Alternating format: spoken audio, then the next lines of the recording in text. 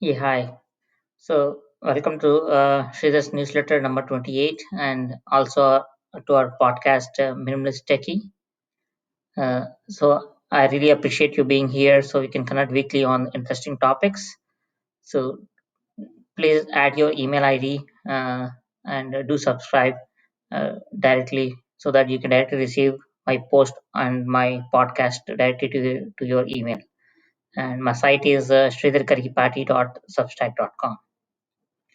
And do subscribe to the show or Apple Podcast or Spotify, wherever you listen to. The show name is Minimalist Techie on both Apple and Spotify podcast.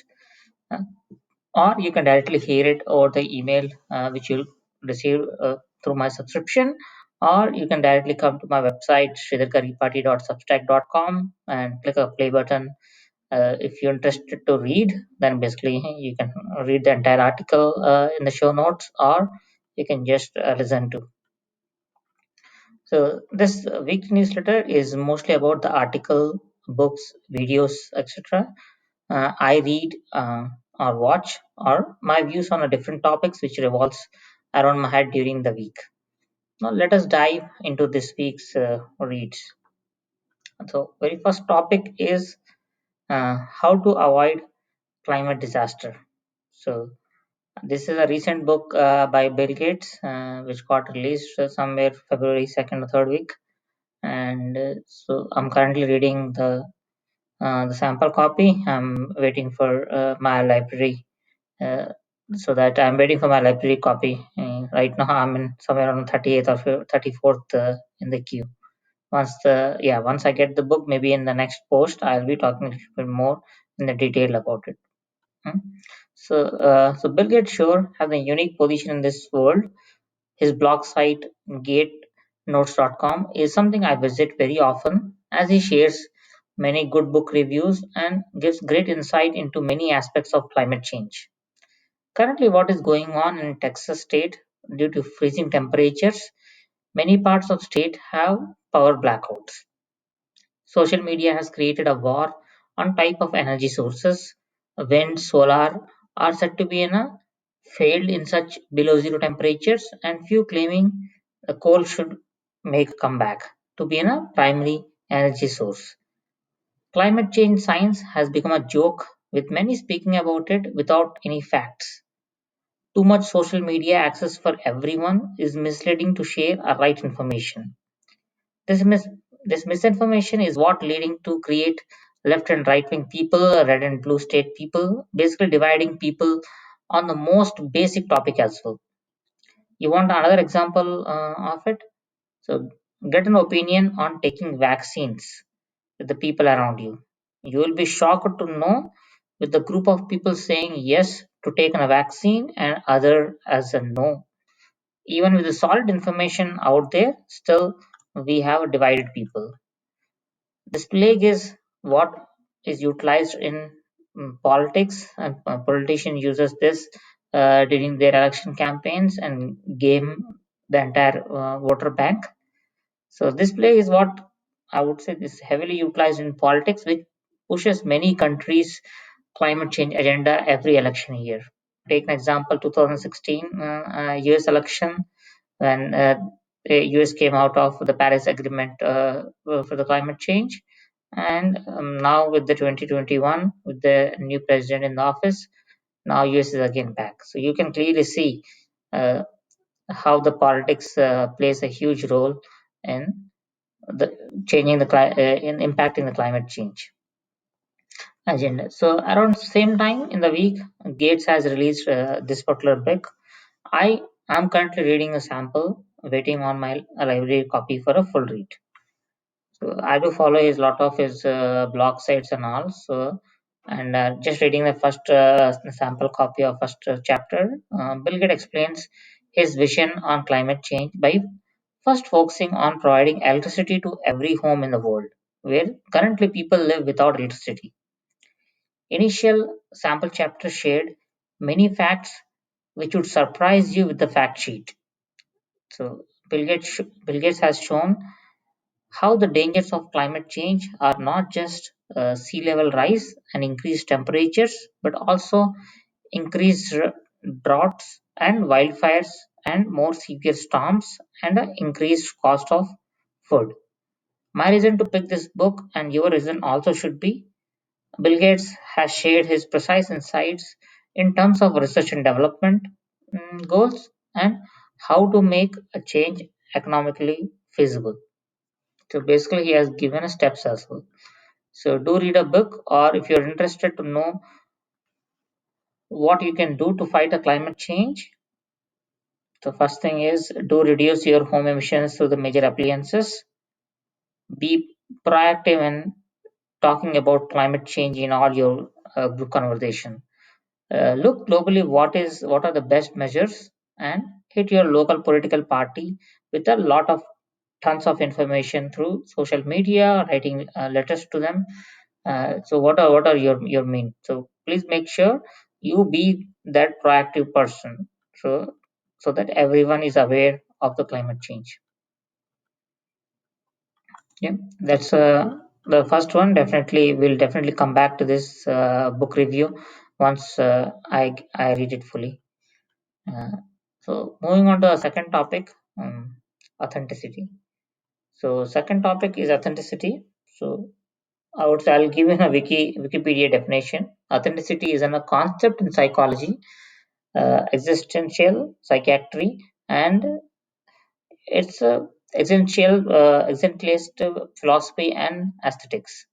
In existentialism, authenticity is the degree to which a person's actions are congruent with their beliefs and desires, despite external pressures to conformity. In simple words, throwing yourself into the situation which are not comfortable does not match your values, principles, the core you, and you make your way step by step. We all face this in our careers. We move up in a career ladder. We would need to work within the bigger teams, not just talk your own thing. We need to change our communication to sync with a larger audience. This happens a lot. Say suddenly a guy who is in a solid an engineer, a lead engineer or data engineer, he got promoted to because he is performing his task well. He got promoted to manager position. So now they suddenly the particular position he has to do certain maybe he has to do certain things, right? So maybe he's so definitely like at that particular odd situations where you're completely not you're not comfortable with the situations, this is where your true authenticity will come out of it. So I'll take my own example. In projects, when I work in a team, I'm very cautious. The reason is my personality. I know me, and I'm very much aware of the feedback when it comes to myself. Especially working in teams, I try to keep my personality in the back seat. The reason is when I work with my personality, I expect everyone in on my team to be on the same speed with me. In such case, I need to ignore my historical self and make sure I am reading the room. Is the next person really getting what I'm sharing? Say since last 11 months, or yeah, maybe so this is all February. So yeah, by March 12th. So in next by March 12th, it would be a 1 year. We all would be more many of us are actually working remote, right? So I had a greater definitely in last 11 to 12 months, I had a greater need uh, to do my authenticity checkup very often. See, as in few audio meetings, I noticed that I did the talking for entire meeting length, like 60 minutes of meeting, 1 hour, or 55 minutes. I was just speaking. Only I was the only one person doing the entire talking. As the other person is not in front of me, I needed this authenticity checkup more than ever. This is called authenticity paradox. When you find yourself facing a choice between being yourself or doing what it takes to be effective. Yeah. So this is definitely an important topic. This happens to many of us. It happens to me, and this is something which we have to learn how to overcome this authenticity paradox. Yeah? See, the reason why I took my own example is, yeah, say I'm a, so for certain things I'm very strong in my skill set, and my personal attitude is also very straightforwardness.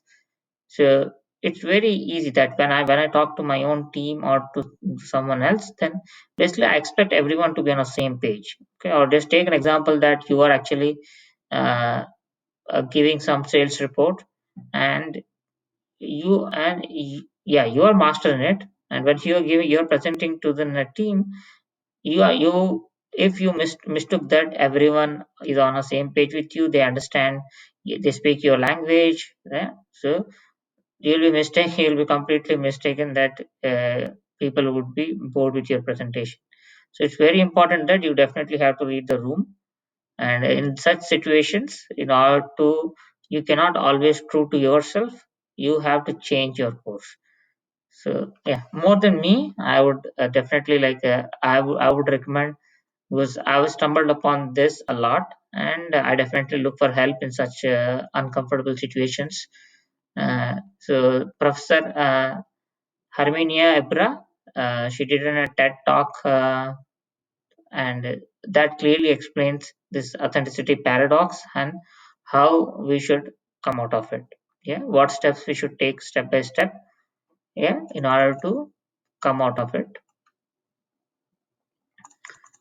Yeah. Moving on to our third topic, traffic light for learning. Yeah, see, when you must learn something new, a complete unknown, it puts you in very uncomfortable position. This is the place where your next action will take you to overcome the situation and make yourself comfortable. How about using traffic light analogy for this situation? Especially into my 30s, I noticed that I would need little bit more push to myself to learn new things when compared to my 20s. Not sure if it is of a distractions or a family commitments or whatnot. For sure, I see myself differently now than in my 20s. So I use a traffic light analogy. In the tech sector, every now and then you'll be in such work situations where new tools get introduced to your project, or you must upskill to the new coding languages. So this is the red light. Once you get the red light, it is completely upon you to turn this red light into the green light. If you are scared to get started or really do not know where to get started, use your networking skills here. Reach out to reach out to someone who is a subject matter expert in it, or Google it out, or use LinkedIn to reach out. A person who is expert in it would be a right person to give you an actual right guidance. When I really don't know anyone, I simply Google it. Check out few free videos to get a gist of it. So once that initial hiccup is out of your way, you would get little more comfortable with the situation. As now you know at least few basics, and you know what you would need to look further to learn in detail. This is your yellow light. For the next step in your learning, you require uninterrupted focus for yourself. An adult in the need to learn a new skill require uninterrupted focus on the skill they are trying to learn. So compared to kids who learn very faster, for an adult it's a little bit harder. So if an adult has to learn something new, which and definitely they require the uninterrupted focus. So it can be a short 15 minutes at first, but slowly take uh, breaks and make this short, and have the short uninterrupted time from 15 to 30 minutes, then to 60, and then 90 minutes, and so on. So once you master your time management to allow yourself to this learning time slots, you are on your path to green light. So this is my traffic light approach for learning any new skills. I break it down cut it short. Basically, I break it down first, get in a gist of it, try to understand what exactly this new skill which I need to know about it. Then I try to reach out to certain, I do certain networking activities so that I have a right guidance, or I help myself by googling out and so knowing a little bit more. But the final one is definitely only you can do that. You have to give your uninterrupted focus if you are trying to learn something new. eh? And it's not a one time activity. In order to master any skill, they say that you have to put in at least 10,000 hours in order to master a skill. So definitely it's an everyday learning is an everyday effort. Hmm? So I hope you like my traffic light approach for this learning. So do share in the comments what is your approach for learning new things. Moving on, fourth topic this week, what we are going to talk is stop ignoring microaggressions and their harm at workplace. So, do you notice at your workplace there will be at least one person who will constantly ignores you to work with you. They ignore your feedback, or they ignore your talking even in a wider group meetings, team meetings. Yes, these are the people who intentionally do it with you. They cannot show aggression or ignore you for whatever personal reason they have in their mind, as they will become bad in front of all. So they do all these things pretty silently. If you will take it even further, they can ignore your talking, your feedback, even in a larger group team meetings pretty silently. You will be knowing it, but it will be invisible to other team members, or even it is visible. It's very easier to get ignored. So this isn't a problem of micro insulting or showing their slight aggression for whatever reason they have in their mind, basically forcing you to make it very harder to work with them or work in their team. So this can happen to anyone, more seen for the people of color, shape, based upon their gender, etc. So working with such people over a long period of time is like death by a thousand cuts. Working with them changes your behavior, let you quit the team. It impacts your day to day experiences, your physical health, and psychological well being.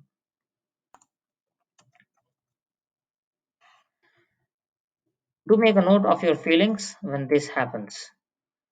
If it impacts you, and then for sure, you need to take certain steps here.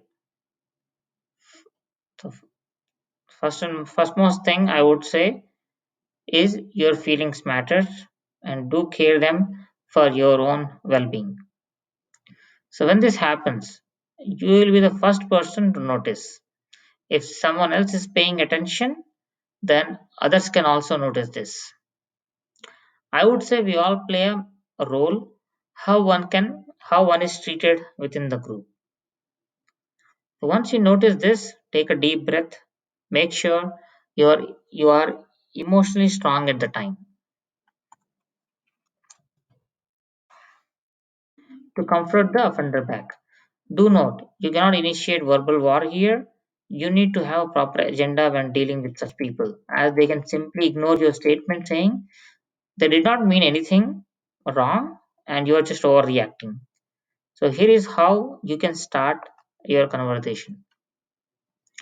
Respond back quick, respond back quick for sure, and ask respond back quickly with the questions like, pardon me, can you please help me understand what you meant earlier?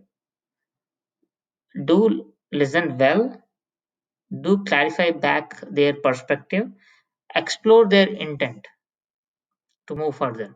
Have your conversation as a team, as a one team. Focus on the situation, never on individual person, no pinpointing. The open conversation, and when the other person is reclarifying you back what they really meant, this open conversation will help other person to see if they have done something wrong. Do discuss the past micro aggressions to a trusted third party as well. Have a support system uh, within the team. Respond, have your conversation, make sure that you are responding in a way of a curiosity, like, can you explain it more? What do you really mean, right? So, yeah, definitely you need to have certain agenda in order to confront back. If this did not happen to you,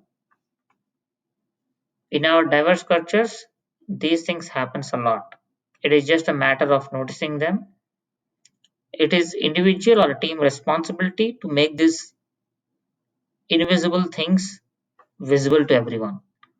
See, once such thing happens, do not take side right away in the midst of a situation. Rather, offer support to the person who got hurt later. Show them your support, that you did notice it, and be their ally. Ask them how you can be supportive and help your team member feel psychologically safe in a team. So, stop ignoring microaggressions and their harm at workplace. Start pushing them back. Continue creating safe spaces for your entire team. And I repeat again, your experiences matter. Your feelings matter. That is all for this week. See you again. Do subscribe or Apple or Spotify podcast if you prefer audio version of this post, because yeah, because and definitely in podcast we talk a little bit more on certain topics which are our point of interest, not a simple reading of the what is exactly being written. So yeah, do subscribe to our show Minimalist Techie on the podcast. Do subscribe uh, to my newsletter sridharkaripati.substack.com. So you can get these things directly to your email. So this is all entirely ad free. My content is directly delivered to you. Do let me know in comments or reply me on email to share what is your view on this particular post. So share, like, subscribe, whatever these days kid says. Stay connected, share ideas, and spread happiness. Thank you.